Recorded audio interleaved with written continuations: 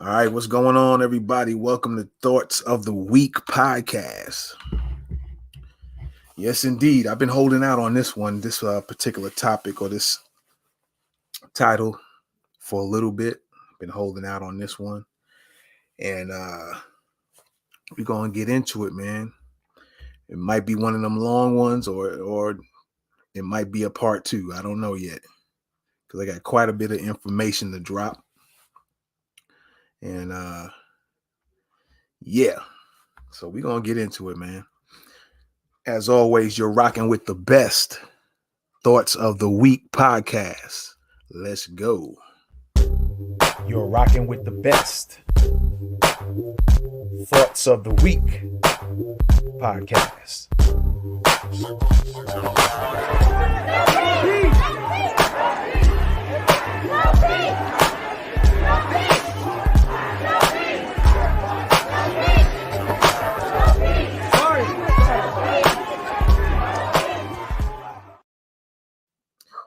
All right, ladies and gents. Yeah, we live on stereo as well. We're on a couple of Facebook pages and YouTube. Want to thank y'all for coming in. Thank you for those who are going to be watching the replay. Thank you for those who are going to be coming in and checking me out live. For those who are listening to me on stereo, on the stereo app, if you want to watch me live, you can always click the link that's already up there and check me out live. Or you can listen in through stereo. All right. Okay, you want to go? All right. So, yeah. Today's title, are we heading towards one world control? All right. Are we really heading towards one world control? So I'm going to just pull up a few things here and there, read a few things, and play a few things. And comment on a few things, and let's see if we really head in that direction. All right. So first off, what I want to do is I want to start off with an audio clip. And in real time, let me get this off here real quick. Hold on. In real time, what's up? Let me see who's this watching me. Where y'all watching me from? Somebody's watching me from Blog World. Really? Okay. Oh, from Facebook. Okay, but now they left, but it's all good. So yeah, we're gonna play this audio real quick. Actually, we're gonna play 3 different audios, but at 3 different times. We're not gonna play them back to back to back right off the bat, right quick. Not yet. But we're gonna play a few things here. And let's see here. Let's see. Let me get this out. Let me close this out. Won't use that just yet. All right. So first off, we're going to play this first audio here. And we're going to come back and talk about that. And go into a few things. And yeah, man, anybody coming in, feel free to want to join in and discuss. All right. So check it out. This is the first audio right now. Smartwatches that detect heart problems, airport security systems that match our faces to our passports. As this type of technology becomes more common, it's forcing us to make some tough decisions. We start in India. It has 1.3 billion people, but no equivalent of the Social Security number. So the government has struggled to deliver benefits to people who might be illiterate or live in remote rural areas. It created the biggest biometric ID system in the world. And NPR's new Mumbai correspondent Lauren Frayer recently joined it. She has this report. Do I look straight ahead? Yes. So I look into this machine and it's scanning the inside of my eye, my irises. Moving to India means joining the world's biggest biometric database called Aadhaar. I've been assigned a unique 12-digit number linked to my fingerprints, photo, and iris scans. The data is stored on government servers.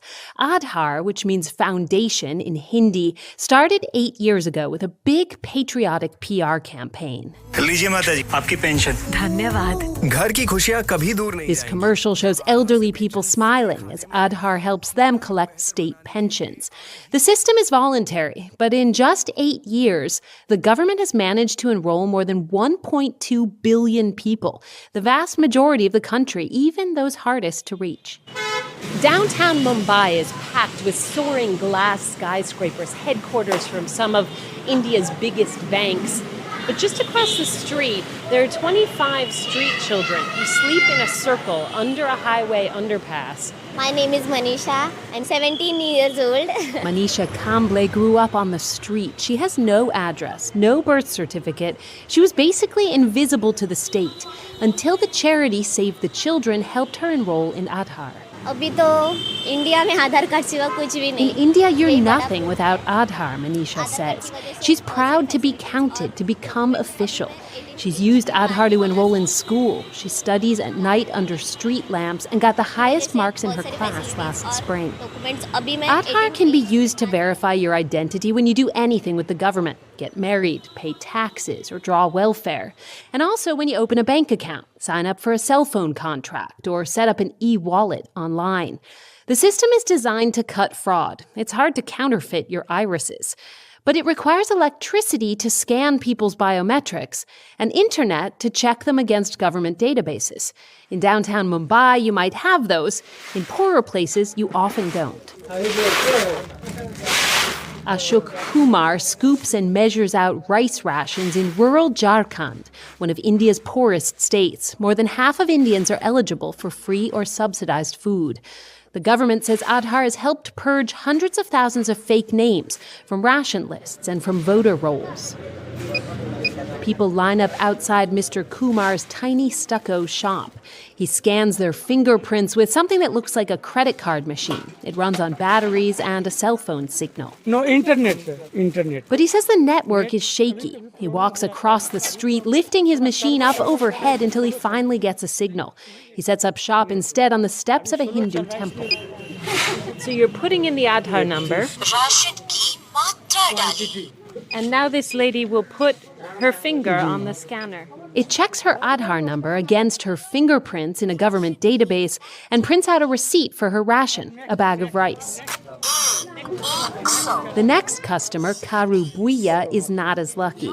His fingerprints are worn from manual labor. Mr. Kumar tries to scan them 5 times, but he gets an error message. Your problem. Problem with the machine. Ji, problem again.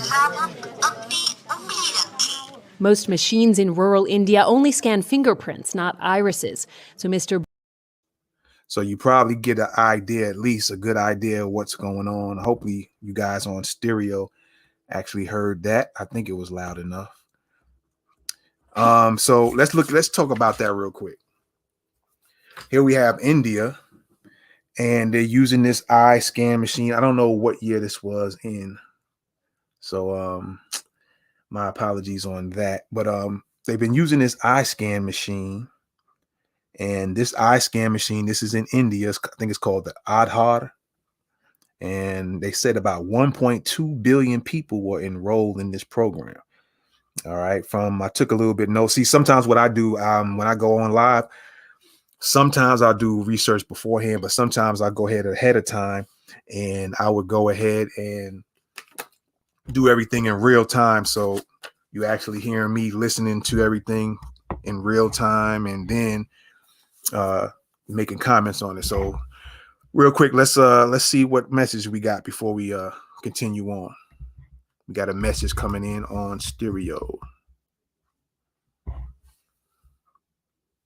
Hey there. Hey, the Manny. Hey there. I came in I guess towards the end of what you were playing. I get the gist of what it is, but I didn't hear from the beginning. So what it says thoughts of the week. So I will continue to listen. All right, appreciate that, Crystal. That was Sister Crystal. Yeah. The question today is: are we heading towards one world control? And what I just played is one audio clip. I have 2 more to go, but I'll play it at different times. I'm going to go over some articles as well. But what's been happening, or at least in this situation, and with the question, are we heading towards a one world control? Come on over here. Yeah, I got my dog here today, so y'all bear with me. He's always on the alert. But yeah, so are we heading to a one world control? And I played an audio clip of in India, they supposedly had this eye scanning machine.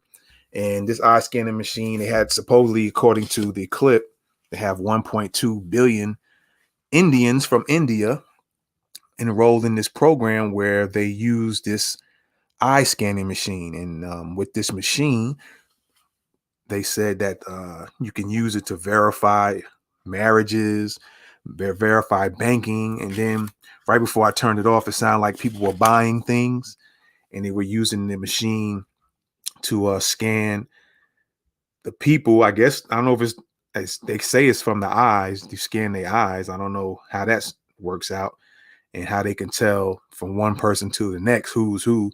They was measuring some bags of rice and they were scanning, I believe they were scanning their eyes and not the bag itself, as far as charging them a price on what they of what it cost.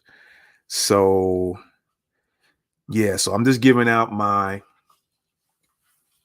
examples of, are we really heading into a one world control? And so that was one example of they got these 1.2, they said as much, that's almost the whole population of India that was in this program.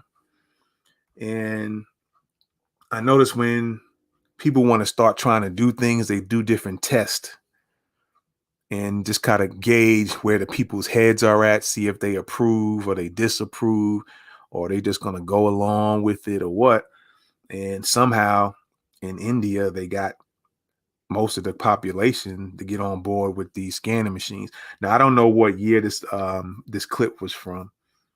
I wasn't able to find out what year that came from. But nonetheless, even if it were just a trial run, they still testing this stuff out. All right, so that was one example, and I'm gonna pull up something real quick here and go over it. Let me see. Let me see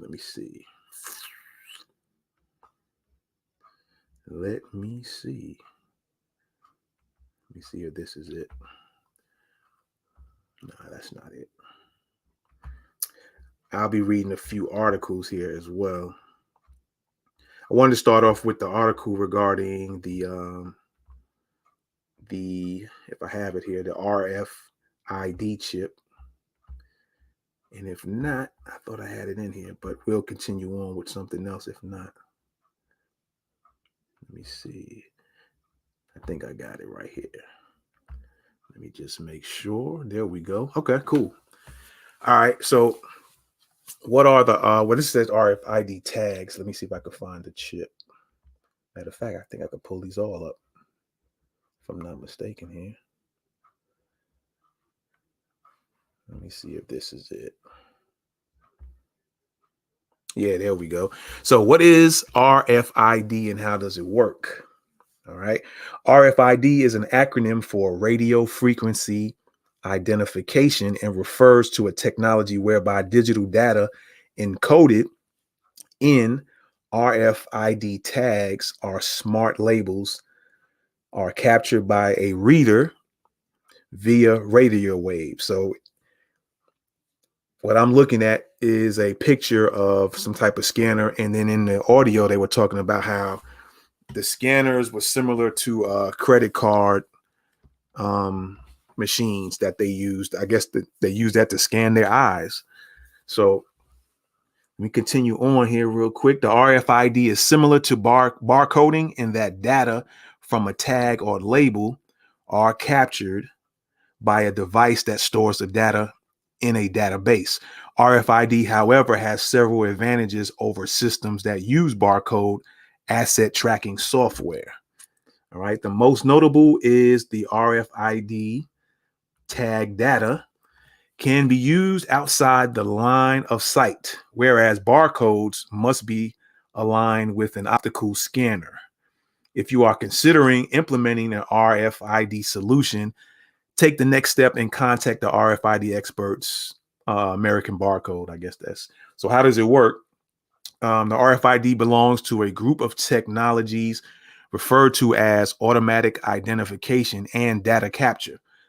AIDC.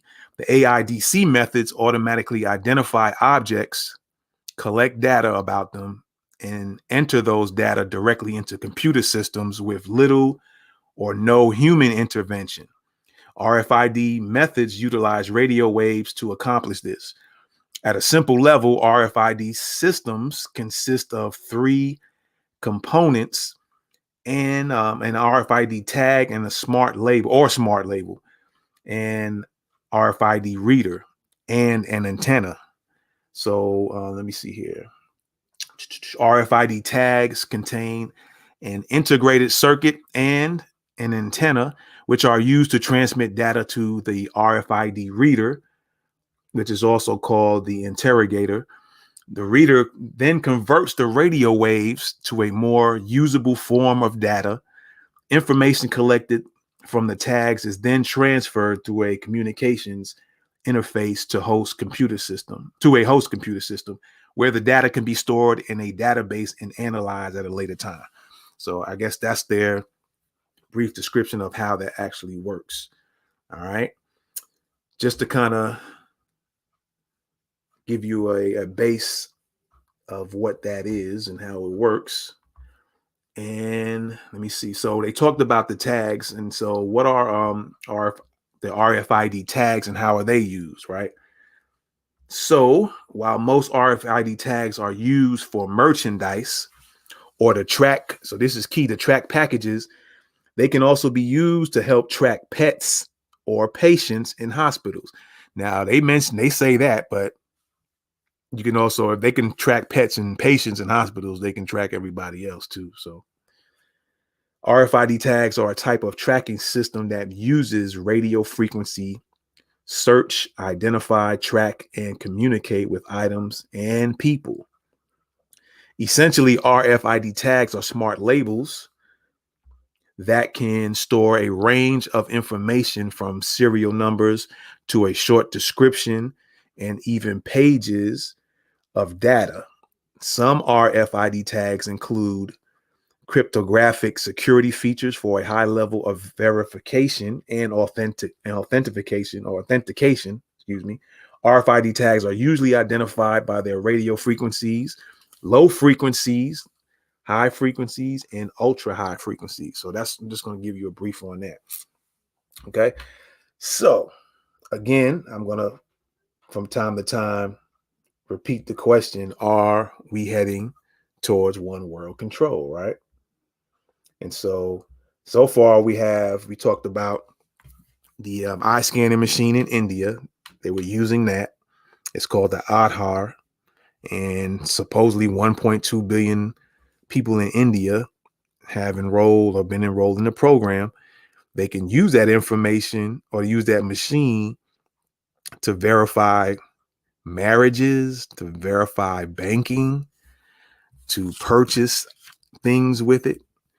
And it looks like what a machine they had looked like a little credit card machine that they used to scan. And supposedly it's supposed to scan your eyes to be able to do all these functionings, to scan your eyes and see if you're married or not married, banking information, scan your eyes to purchase things. All right. So that's where we at on this one. So let's go on and play this second audio. Then we'll get into a couple of other articles real quick. The iPhone X uses software to recognize your face. So does technology that's becoming more common in airports. That's raising concerns about privacy and the system's ability to accurately identify people of color and women. NPR's Brian Naylor reports. Ladies and gentlemen, thank you for waiting. When British Airways Flight 2036 would now like to invite all passengers seated in Group 1. All passengers seated in Group 1, you are welcome to board at Gate 80. At the Orlando International Airport, Britain-bound passengers wearing Mickey Mouse T-shirts and other Disney paraphernalia are lining up for tonight's flight to London's Gatwick Airport. Gate 80 looks like any other airport departure area, except for the two small gates with what look like two small boxes on posts next to them. They're cameras, actually. Sir, just have to step on the yellow footprint and look at the camera, that's all. Sherry Stein is with CETA, a Geneva-based company that develops information technology for the world's airlines. So as a person approaches the gate, they step onto the designated footprints, which triggers the camera. We collect a photo, send that to CBP, who checks to make sure that that person's booked on the manifest and matches the photo that they already have on file. If everything matches, we open the doors and give them the okay to board. All that happens in 3 to 5 seconds. CBP, that's Customs and Border Protection, is testing biometric scanning at a dozen or so international airports to ensure that people leaving the country are who they say they are and to prevent visa overstays. The TSA is testing similar devices at security check-in lines, says the agency's Steve Caroli. I think the use of biometrics is a game changer for a lot of folks, a lot of industries. Obviously, the same for aviation security. It is a game changer. It will make things a little bit easier, more efficient at an airport environment. Caroli predicts it will be a few more years before biometrics are in widespread use by his agency.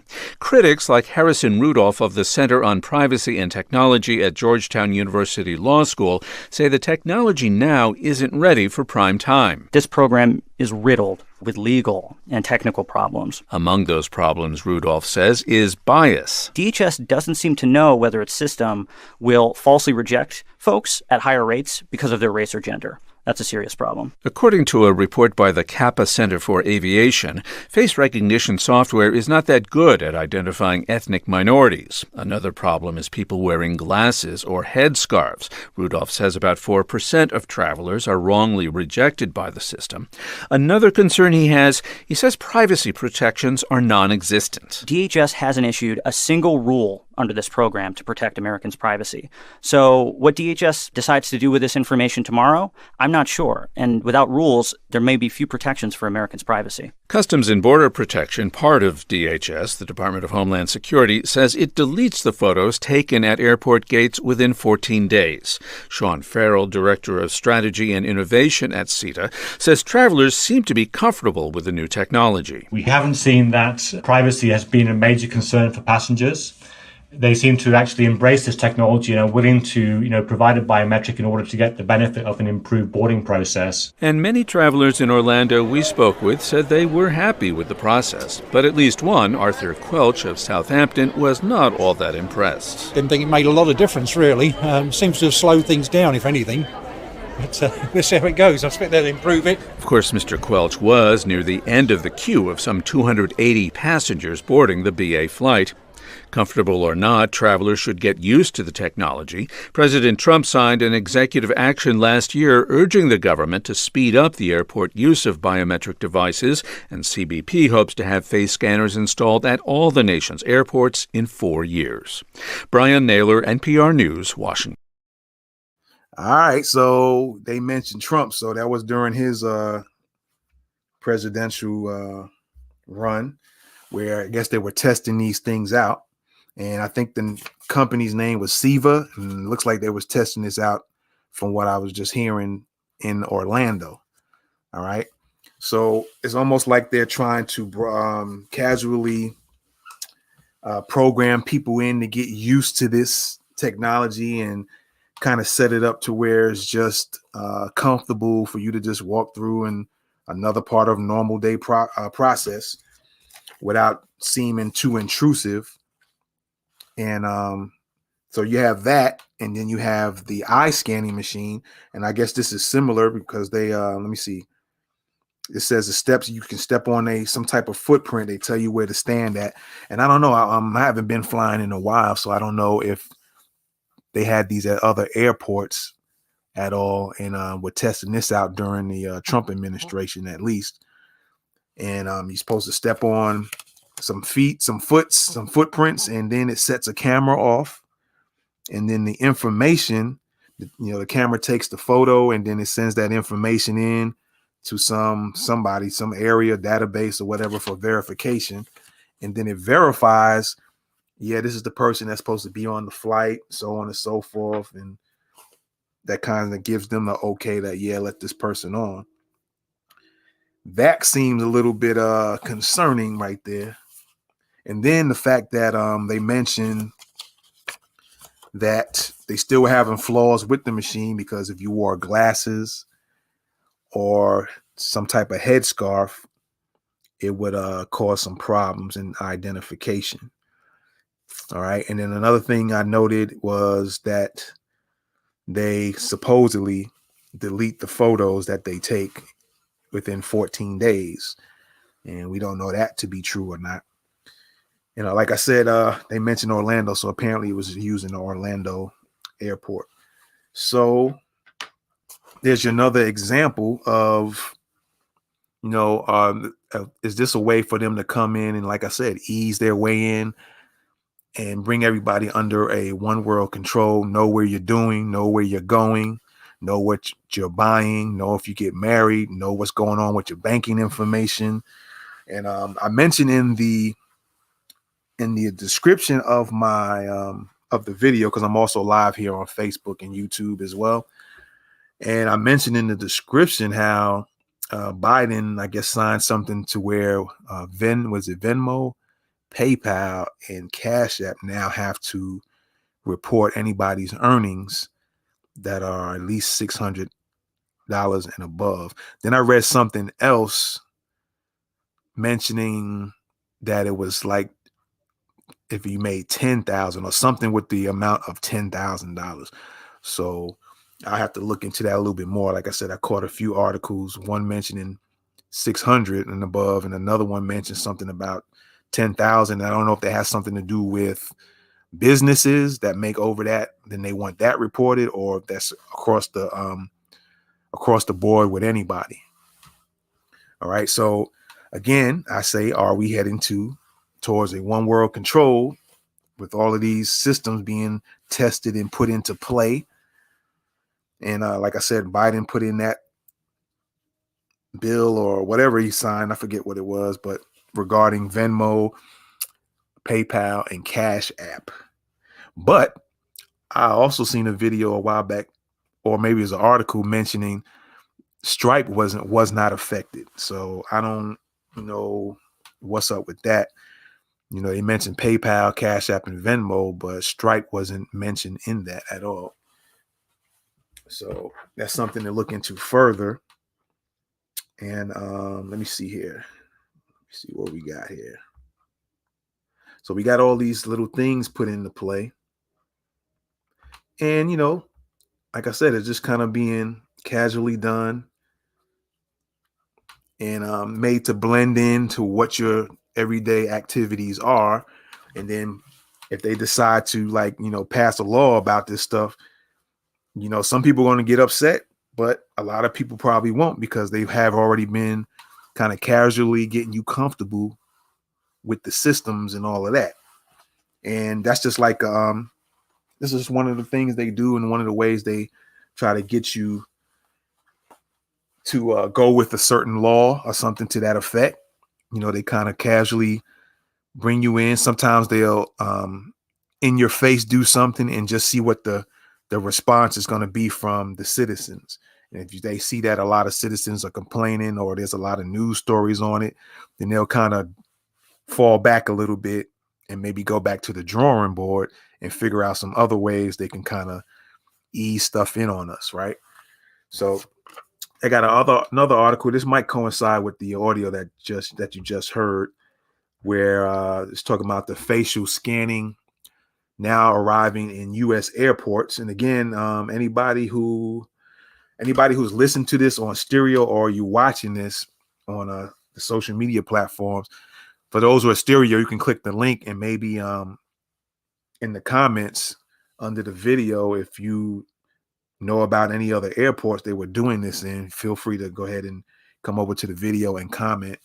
Even after we're over, you can always go over there, hit the link and go over. But let me see.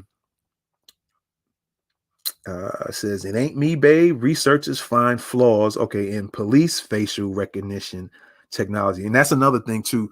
There is a big things where they're saying when it comes to black people, especially the black folks who have darker skin, they're saying their facial recognition is having trouble hard time trying to identify darker skinned people. So, that might be in people's best benefit that they can't do that. You know what I mean? So outside of, people doing crimes and stuff, let me see what it says. They were installed this month by CETA, the Geneva-based company that develops information technology for the world's airlines in conjunction with British Airways and U.S. Customs and Border Protection, or CBP.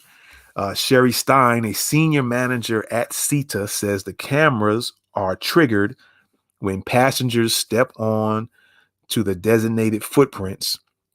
We collect a photo, send it to CBP, who checks to make sure that the person is booked on the manifest and matches the photo that they already have on file. So they already have, where do you get the photos at? So it takes a photo and then it matches a photo they already have on file. So where did they get that photo from? You see what I'm saying? It looks like some little slick stuff going on. But anyway, let me see. Checks to make sure the person is booked on the manifest and matches the photo that they already have on file. If everything matches, we open the doors and give them the okay to board. All that happens, she says, is within 3 to 5 seconds. If things don't match, the traveler's passport is scanned manually by a gate agent. Customs and Border Protection is testing and hopes to expand the use of biometric scanners at airports across the U.S. CBP is testing biometric scanning at a dozen or so U.S. international airports. There you go. And let me see see if I can get the date on this. Just let me see here. It looks like, this was probably in 2018 they were testing this out. This in particular. Okay. And yeah, that was around when Trump was president. Yeah. Okay.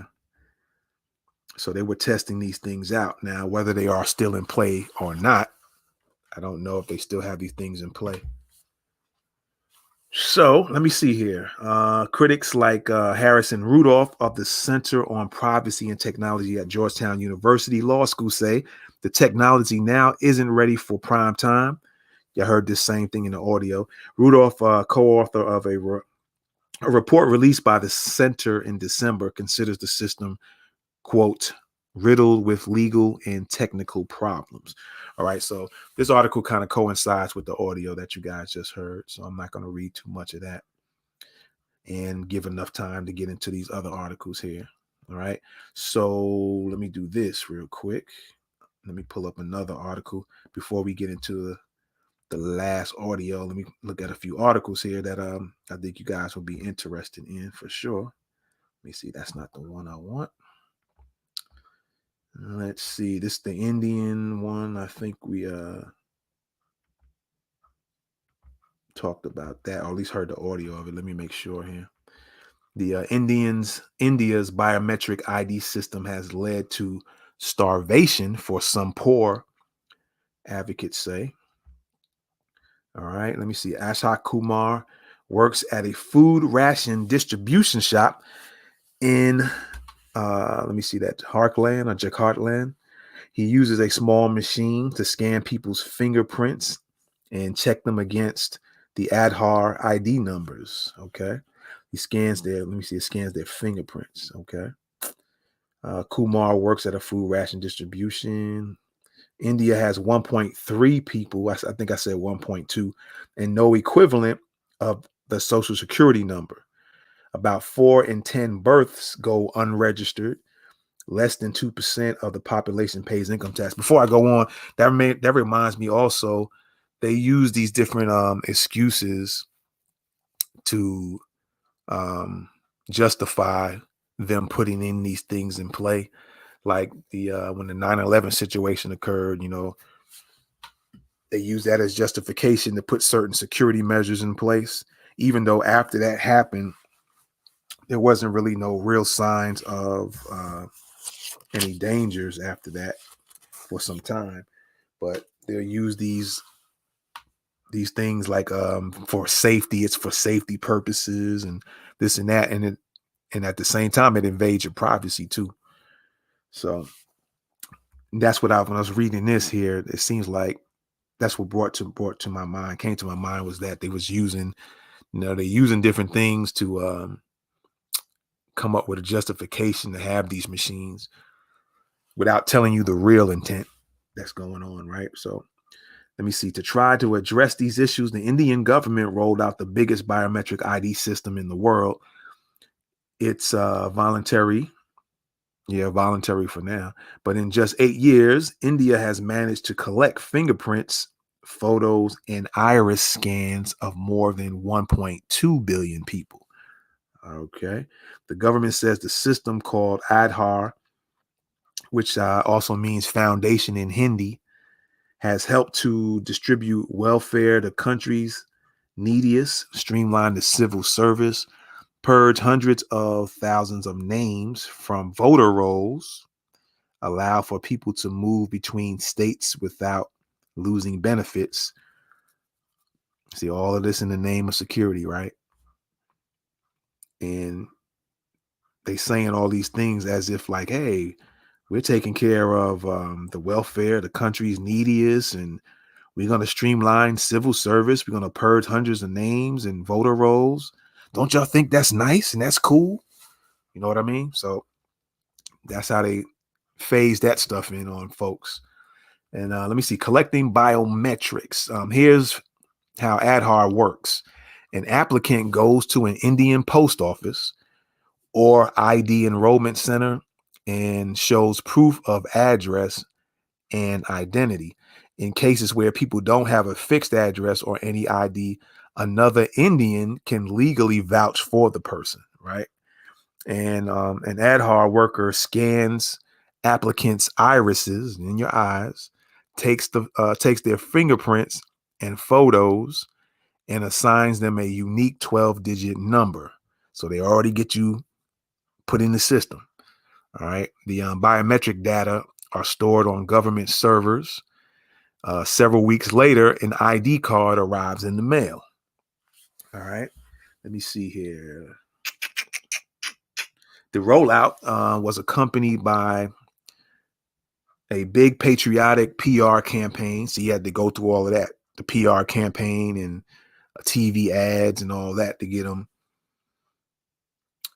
put in this program, showing smiling elderly people using Aadhaar to collect state pensions and villagers using it to collect food rations. So they got to go through all of this rigmarole to get you programmed to get into this system. What's up? Somebody's checking me out on YouTube. Appreciate you coming in. Let's see here. I'm gonna leave it at that, man. That should be enough right there for that article. So let's pull up another one real quick. We'll get into this last audio in a little bit because there are some other articles. I think you might know about it, but we're gonna take a look anyway. Let me see here. Okay, the Democrats. I think this might be what I was talking about earlier. This is looks like it's last year, but Democrats IRS bank account monitoring plan. I think that's the one that Biden supposedly put his pen on. So the IRS bank account monitoring plan would affect 87 million Americans, analysis shows. All right. Before I read this article, let's hear in for this message real quick.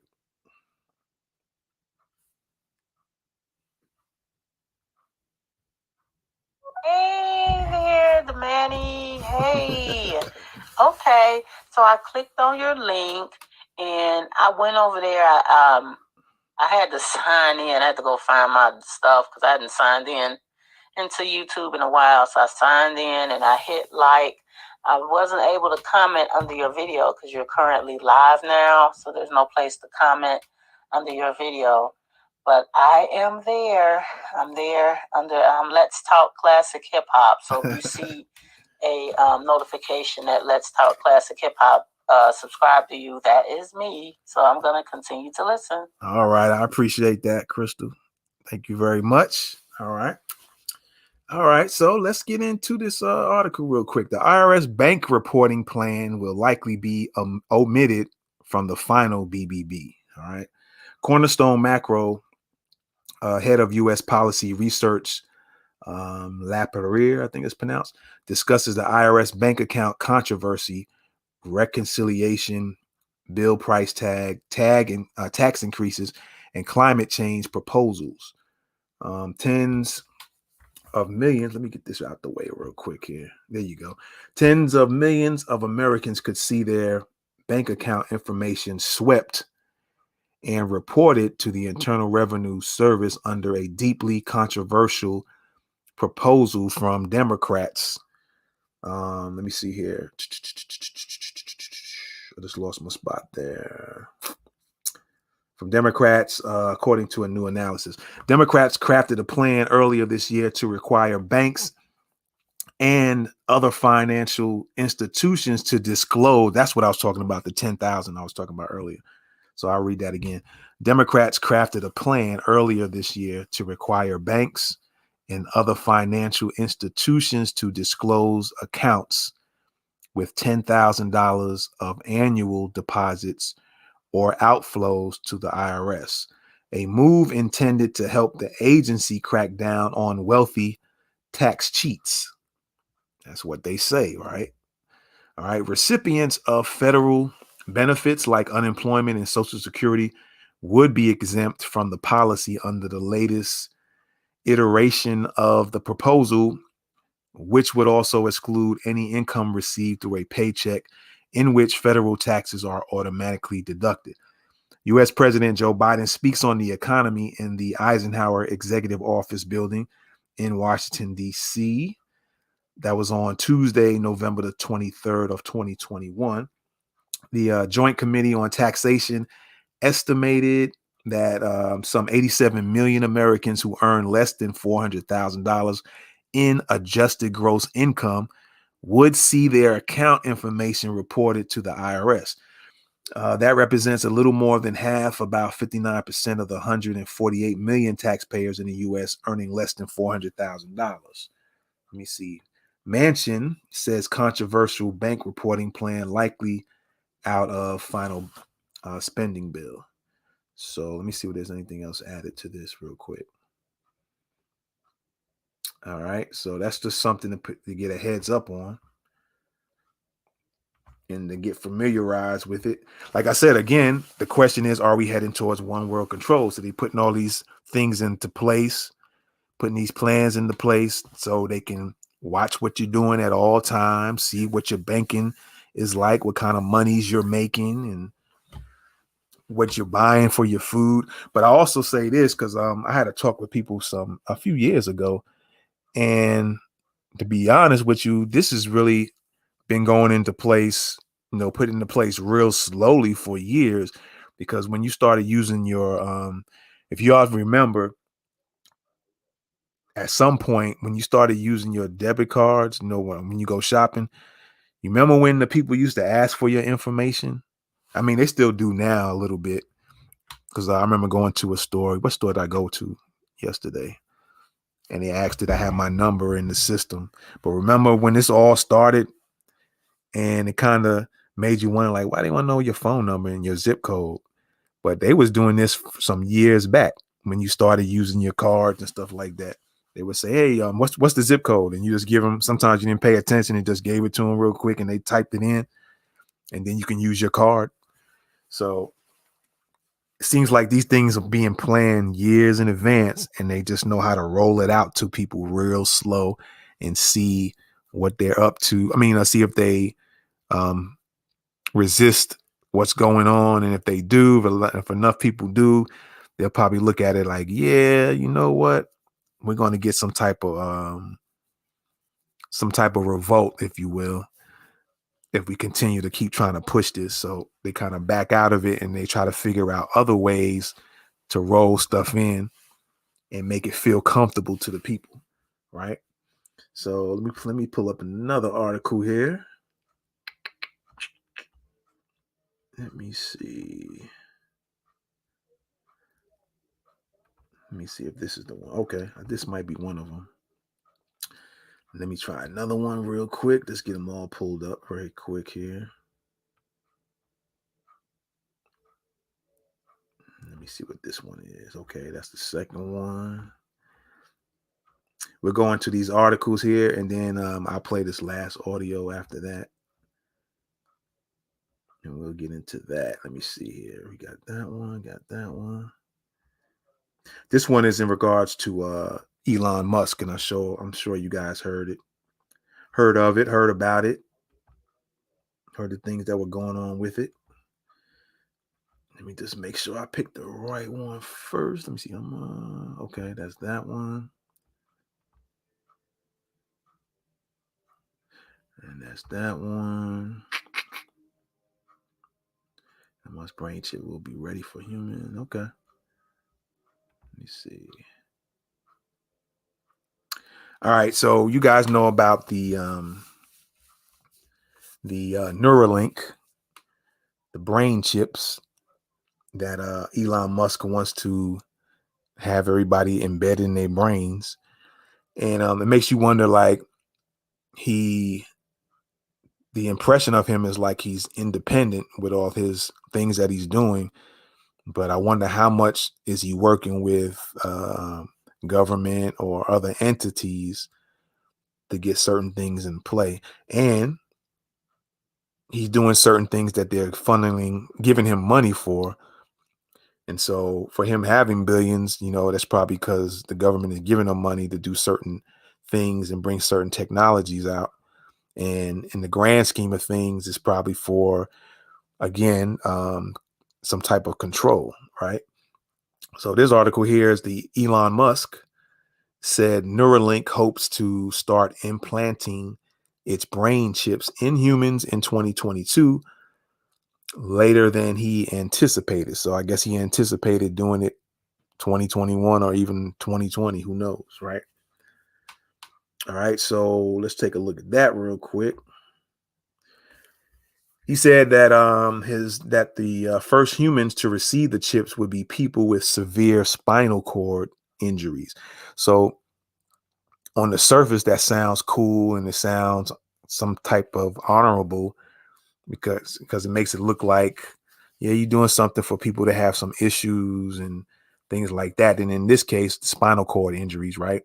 And then he says Musk has previously given earlier time frames for the Neuralink to implant chips in humans. So he's saying the first humans are going to be those with spinal cord injuries, but then who else after that, right? Elon Musk has said that Neuralink, his brain interface technology company, hopes to start implanting its microchips in humans next year. Neuralink was founded by Musk in 2016. Look how many years ago was that, right? It's developing a chip that would be implanted in people's brains to simultaneously record and stimulate brain activity.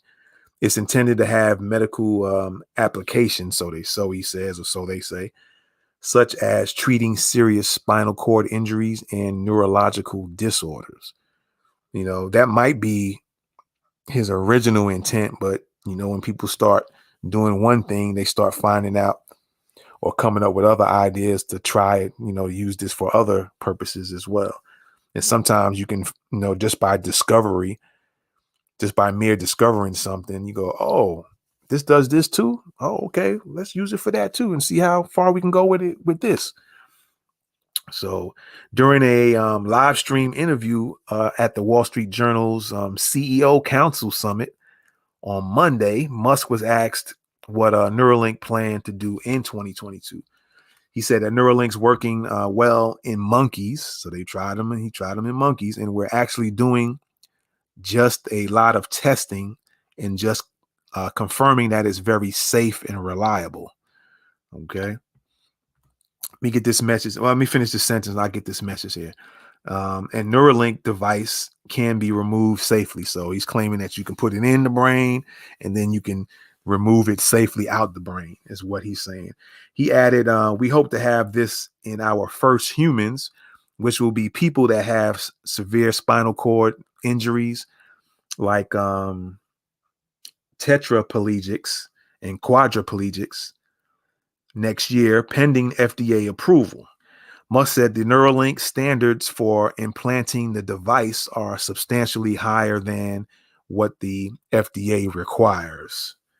So he's claiming that, his standard is going to be way higher than what the FDA requires. And that in itself, it's almost like I don't know if he knew he said that or realized it, but he's telling you something about the FDA at the same time. So FDA standards are probably low about a lot of things. And he's saying even his with his Neuralink, the standard is going to be way above what even the FDA requires. So again, that should tell you something about the FDA. And when they start approving vaccines and all that stuff, that should tell you a lot there, how much they require or what their so-called standards are. All right. So Musk reiterated that in 2022 timeline in a tweet that progress will accelerate when we have devices in humans. Hard to have nuanced conversations with monkeys next year, he said. Musk has previously offered earlier timeframes for Neuralink to implant its chips in humans for the first time. He said in February that Neuralink could start implanting the tech in people by the end of 2021. But I think he's late because I'm going to read a couple of other articles after this one that coincide with it. But he said this in 2019, that in 2021, they should be able to start implanting this in humans. So Musk said Neuralink hopes to begin human testing by the end of 2020. All right. He also has Musk has a history of over promising and under delivering on project timelines. In April, Neuralink released a video of a monkey playing a video game using a Neuralink device. I think I seen that video recently too. Yeah, I did see that video, a monkey playing a video game, but it was hard to tell whether or not the monkey had the actual Neuralink implanted. After raising $205 million in July, Neuralink said it would channel the funds toward developing its chips so that it could allow quadriplegics to control digital devices with their minds. Now, for some people, they might think, yo, that's cool. I can control this with my mind. And yeah, I get it. But, that's how they get people. Some people will get on board because some of that stuff they saying sounds cool. But again, they ushering in you getting programmed to get all this stuff so they can control you and everything you do. Quadriplegics and tetraplegics is the full or partial paralysis of the arms and legs. Neuralink isn't the only company. So there's another one out there. Neuralink isn't the only company developing brain interface technology. In July, a 20-person biotech firm called Synchron obtained approval from the Food and Drug Administration to start human testing. So if you start hearing something about a company named Synchron, then you know what they're up to. And then it says that, let me see, they obtained approval from the FDA. So again, we know nothing about Synchron standards, and we don't know. So these are the things that always go under everybody's radar. I think I was kind of talking about this on some other people's talks. They do all this stuff and they're doing it under your noses. Like they got this Ukraine war going on, right? And while that's going on, they setting other things up.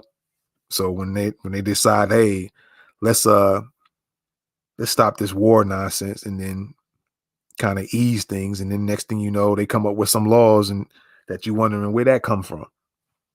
But they had your mind so focused on Ukraine and Russia that they just eased in these little laws under everybody's noses, right? So remember that name, Synchron. They've been very quiet. So nothing's been said about them as of yet. All right, so let me see here. Which brain chips will be ready for implementation? Okay, let's see here. Wants to embed microchips in people's skulls and get robots. All right, we'll read this one here. Elon Musk Neuralink wants to embed microchips in people's skulls and get robots to perform brain surgery. So you want to put this chip in your head, and then the robot wants to perform the brain surgery on you, right? So Neuralink first became publicly known in 2017 when the Wall Street Journal reported on its existence. The company's first major public outing didn't come until 2019 when Musk and other members of the Neuralink's executive team showed off their tech in a live stream presentation. I think that was with the monkey, but let me see. Neuralink is developing 2 bits of equipment. The first is a chip that will be implanted in a person's skull with electrodes fanning out into the brain. So imagine what that looks like, right? The chip Neuralink is developing is about the size of a coin and would be embedded in a person's skull. From the chip, an array of tiny wires, each roughly 20 times thinner than a human hair, fan out into the patient's brain. The wires are equipped with 1,024 electrodes, which are able to monitor brain activity and theoretically electrically stimulate, or is that simulate? I think it's stimulate the brain. This data is transmitted wirelessly via the chip to computers where it can be studied by researchers. Okay. The second is a robot that could automatically implant the chip. Yeah, that's crazy. The robot would work by using a stiff needle to punch, quote now, I'm quoting what they're saying, to punch the flexible wires emanating from a Neuralink chip into a person's brain. So imagine a robot punching these wires into your brain. It's crazy. A bit like a sewing machine. Yeah, pretty much. And then there was a video. Let me see. Musk has claimed that the machine could make implanting Neuralink electrodes as easy as LASIK eye surgery. Imagine that. With this is a bold claim. Neuroscientists previously told Insider in 2019 that the machine has some very promising features.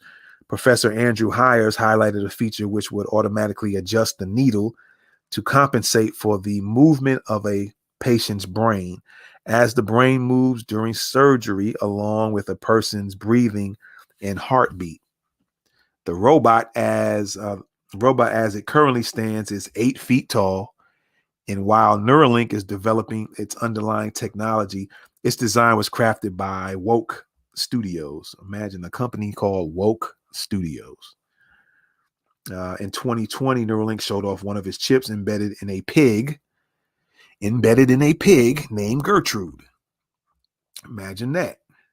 All right. Then they talk about the demos in 2021 in April when it showed off a monkey playing a video game. All right. And so, yeah, we got that. All right. So again, let me listen to this message and then we'll check out this last article and then go into the audio. What's up? I finally catch the show. I'll be listening. All right, cool. Appreciate that. All right, so let's go into real quick. Let me get these 2 out of the way and go into this one. Let me see here. Let me see if there's anything different from what I've been saying before I even go into this article. I might just be able to skip it all together. They kind of talk about the monkey again. Let's see if there's anything new. Doesn't look to be that. So we'll go into the audio real quick. The last audio here, and then comment on that. I'm gonna take a few notes as the audio is playing, and we go into it real quick. And I'll give my commentary on this question: are we heading towards a one world control? All right. So here's the last audio. Lots of technology promises to make routine tasks easier and quicker. But how far would you go to adopt that technology? Would you, say, implant a microchip underneath your skin? Lots of people in Sweden are doing just that. In fact, there's so much demand for the microchips that the country's main supplier says it cannot keep up with the requests. Maddie Savage reports from Stockholm. Eric Frisk is unlocking the door to a 16th century townhouse with just a swipe of his hand. The 30-year-old web developer and designer lives here with a group of friends and recently organised a chipping party, inviting a biohacking company to inject tiny microchips into the skin just above his housemates' thumbs. They work exactly the same as your key tag, the thing you scan to get into your garage or into your office. It's just completely passive, it has no energy source or anything. When you tap it against a reader, the chip sends back an ID that tells the reader which chip this is. And then if it's a door, for example, it can decide whether or not it should let you in. Growing numbers of Swedish offices, co-working hubs and gyms have started adopting the technology too. The chips can also be used to store emergency contact details, social media profiles or e-tickets for events. Why did I get the chip? Mostly because I was curious and I wanted to make my life a little bit easier. That's Sylvia Varsegi, one of Eric's housemates. This morning when I leave, the only thing that I need is my bank card. That's the one thing that I basically carry around, but for every other things, the chip basically solved my problems. What was it like getting it inserted? A little bit scary, but not painful at all. I was surprised. Maybe it was the adrenaline, but it was perfectly fine. More than 4,000 Swedes have had the chips inserted. One company's dominating the market. It was started by a former professional body piercer turned tech addict. My name is Johan Österlund. I'm the CEO and founder of Biohacks International. For the last 5 years, it's escalated quickly. Last 2 years, I've been doing this full time. Privacy is the big issue that a lot of people will be thinking about when they hear this. What happens to people's data? It's not much different than today. Everything is hackable, but the reason to hack them will never be bigger because it's a microchip. It's harder for someone to get to since you put it in you. What happens if a software update is needed? Well, that happens in the back end. These got a lifetime of about 10 years. Not like today's phones. There won't be a need to get a new one every year. Sweden's largest train company recently started allowing commuters to use chips instead of tickets. And there's talk they could soon be used to make payments in shops and restaurants. But I'm on my way to meet Ben Libberton, a British scientist based in Sweden who's campaigning for lawmakers to keep a closer eye on the trend. What is happening now is relatively safe, but if it's used everywhere, if every time you want to do something you want to kind of, instead of using a card, use your chip, it could be very, very easy to let go of that information. Swedes are early adopters when it comes to technology, and the economy is already one of the most cashless on the planet. Microchips are a niche trend right now, but it might not be too long before they go mainstream. And that's something that worries Ben Libberton. Because it's implanted in your body, when more health-related information starts being used and incorporated into the chip and being transmitted, that could add an extra layer of privacy that we really need to look at and take care of before it's widely used. Yet his voice is very much in the minority here in Sweden, where there's a high level of trust for government institutions, banks and corporations. For NPR News, I'm Maddie Savage in Stockholm. All right. Yeah, I remember hearing about that story, and I seen a video where this was at a business. I guess they got a few people, I think it might have been in Sweden too, where they had their employees, a lot of them seemed real happy about doing it. They had that microchip right there in the web of their hand near the thumb, and they can go inside the building where they worked at, or they can swipe their hand across the candy machine or the cookie machine. And it seems like Sweden is like the hub of doing this stuff. For some reason, they getting them real comfortable in doing that. There's a lot of people just real cool with that type of technology. And that might be a place where they do a lot of technology type things.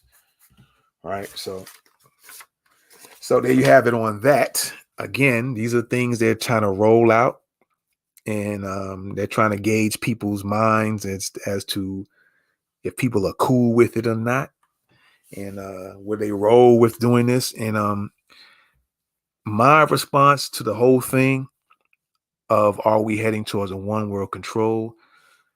It seems like that's what they're trying to do, but there's a lot of testing that's involved in it, and with the testing of all the equipment and all the things like, for instance, Elon Musk Neuralink situation. Then, of course, you have the facial scanning, and then you have the iris scanning machines, and then you have these microchips. There's going to be a lot of flaws in it. And so if they, which I kind of doubt that's what they're going to do, but let's just say the people who are creating these technologies, and then the people who are trying to get the masses of people to get involved in taking this stuff, they're going to be having a lot of trouble because they're going to have to test a lot of this stuff out. And like I mentioned earlier with the facial recognition, they're having issues with darker skinned people, and as far as identifying who they are and identifying them, period. So you got that issue right there. There are flaws there. And so there's going to be a lot of things they're going to have to improve, and that might take some years. So yeah, they could be heading towards that way, but it seems like there's a bunch of years that it's going to take before they even get the equipment to work right. Then you always have the element of the people and who's going to accept it and who's not. And, and we don't know how far they're going to go to make people who don't want to accept it. We don't know if they're going to give people jail time. You don't know if they're going to send in the troops and beat folks down.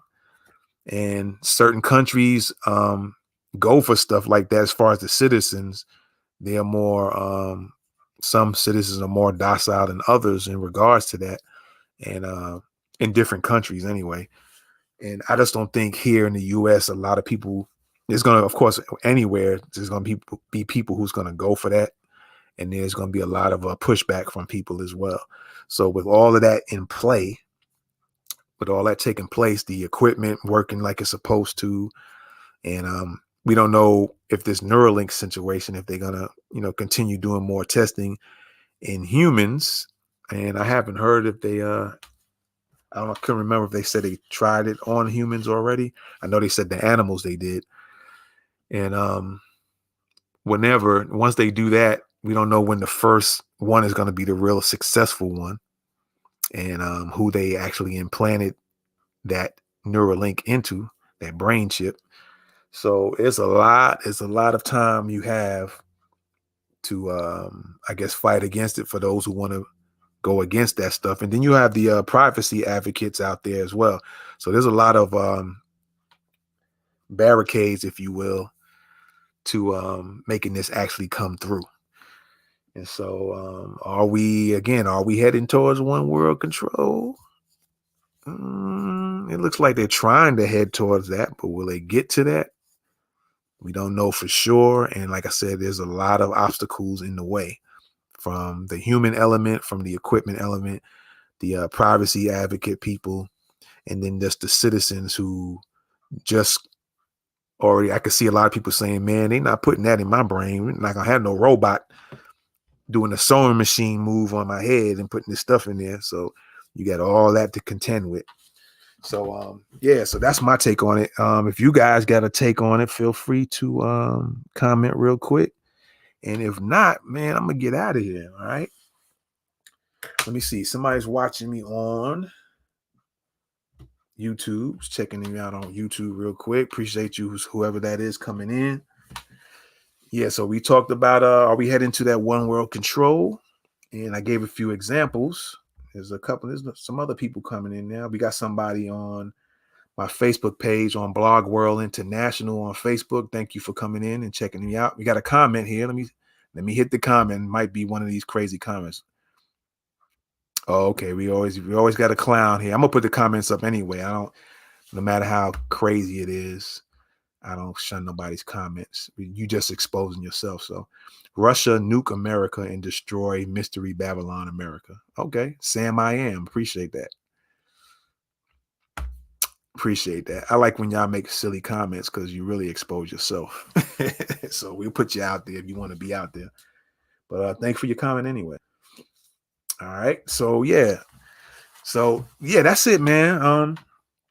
With that being said, I gave my my take on it. We'll keep an eye on things. Like I said, remember Synchron. You haven't heard that company being mentioned, so that might be one of the companies that's going under the radar. And like they said that they got the FDA to approve them as far as these chips go. And so Elon's the one that's out in the public, and this Synchron company is the one that's under the radar that you're not hearing about. So as this is going on, let me see another comment here. Let me see what you're saying, Sam. I am. Sam I am said, I was twice arrested and Baker acted for no mask / vaccine. Corona fraud destroyed my life. And I am unmasked for 2 years. I am unvaccinated for 2 years. I am untested for 2 years. Okay. And you unemployed for 2 years. Okay. I see where you're coming from on that. I see where you're coming from. And by the way, I forgot to mention, this is all fair use. By the way, the audio that I played is for fair use for commentary purposes. Ashley, what's going on? Appreciate you coming in. This is all fair use, by the way. I just thought I'd bring that in. And Sam, I am. Appreciate your comments, man. Or woman. I don't know if you're a lady or a man, but I appreciate your comments. Thanks for coming in. And like I said, I gave my take on it. You guys feel free to comment under the video. Those who are watching on Facebook, the Blog World International on Facebook, my personal Facebook page, and my YouTube channel, Thoughts of the Week podcast. And with that being said, I appreciate y'all for coming in. Thanks for listening, everybody on stereo. Appreciate the support. Thank y'all.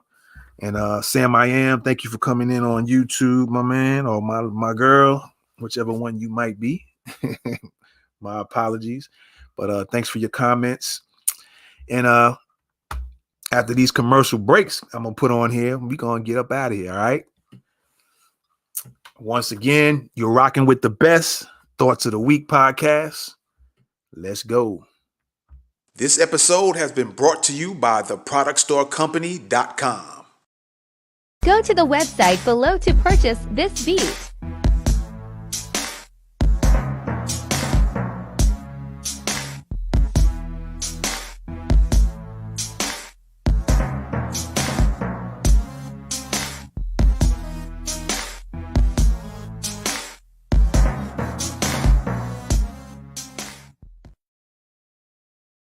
I appreciate that. My mic wasn't on at the time, but thank you, man, for the comment. Excellent channel. Appreciate that. Let's get back to some commercial break. Go to the website below and purchase this beat.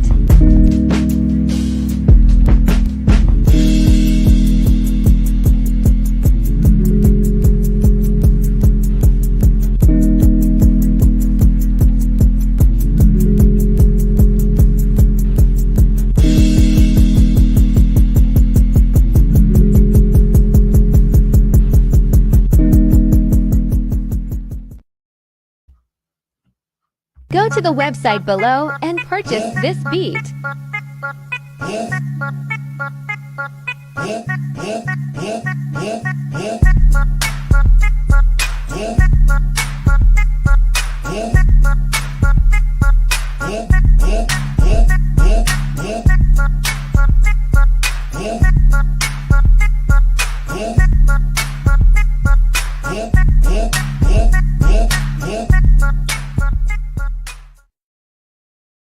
Folks, once again, thank y'all for checking me out and on YouTube, Facebook, Stereo. I'm gonna have something that actually says that. Watch the next time. You'll hear it. But I appreciate y'all for coming in, checking me out. I might come back here again on Thursday. I normally try to do podcasts Mondays and Thursdays, but if not, at the least I try to do it every Thursday. All right. So with that being said, you're rocking with the best thoughts of the week. I'm out of here. Peace.